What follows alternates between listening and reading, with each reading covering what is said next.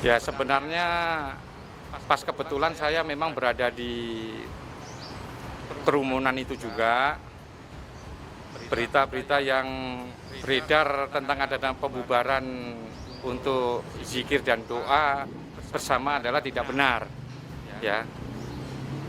Dandim mengadakan protokol kesehatan itu memang sudah dilaksanakan 2 ataupun 3 bulan sebelum adanya kegiatan 31 Desember yang dilakukan oleh Aliansi Serabi Mekah untuk Indonesia yang mengadakan doa dan zikir bersama.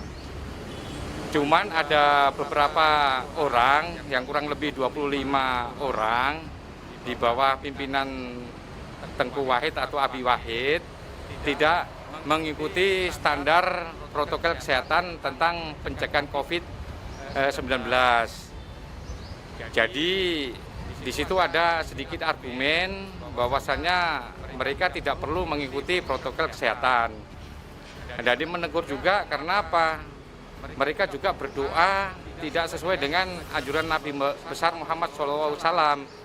Nabi Muhammad itu tidak pernah berdoa jelek-jelek, sedangkan Abi Wahid ini kan mendoakan ada doa-doa yang jelek kan itu. Tapi yang zikir dan doa yang dilakukan benar oleh aliansi tersebut ya dibolehkan di dalam masjid raya itu sendiri. Ya diikuti kurang lebih 300-an orang di bawah pimpinan Tengku Tubulko ini dan Tengku Zainuddin Ubid.